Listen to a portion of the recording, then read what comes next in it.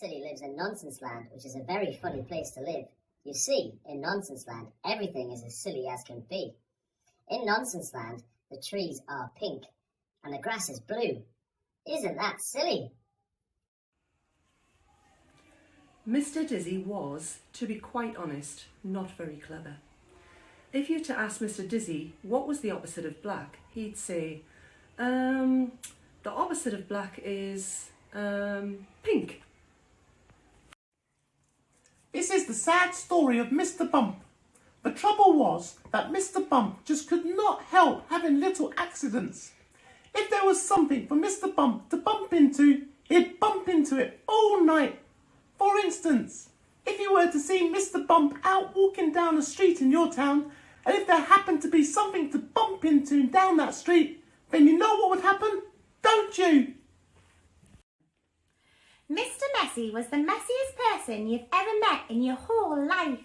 He looked messy because he was messy in everything he did.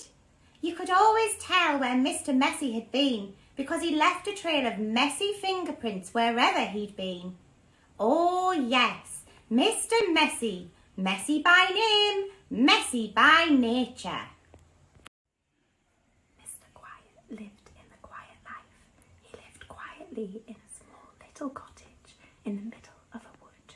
The problem was that small little cottage was in the middle of a wood, in the middle of a country called Loudland. Everything and everybody in Loudland was noisy. Oh, the noise. Mr. Noisy was a very, very noisy person indeed.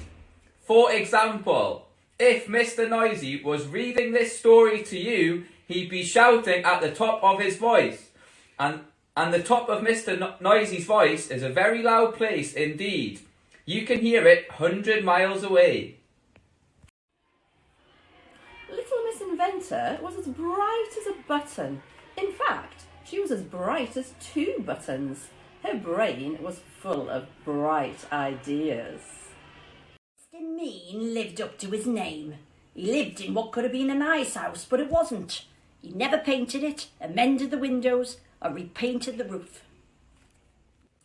Mr. Bounce was very small, like a rubber ball. He just couldn't keep himself on the ground. He bounced all over the place. Mr. Lazy lives in Sleepyland, which is a very lazy looking and sleepy-like place.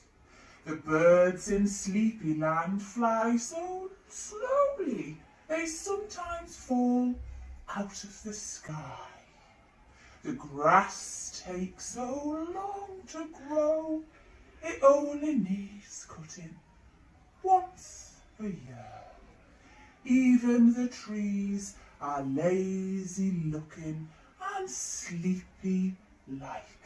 And do you know what time everybody gets up in Sleepyland?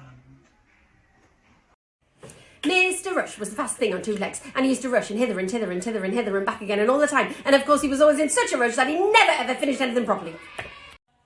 Mr. Topsy-Turvy was a funny sort of fellow. Everything about him was either upside down or inside out. Back to front, topsy-turvy, in fact. It was all very extraordinary. Poor Mr. Jelly was frightened at everything and anything. At the slightest little thing he would quiver and tremble and shake and turn to jelly. So it's not really surprising to find that Mr. Jelly lives as far away from everyone as possible, in the middle of a wood, miles and miles from anywhere.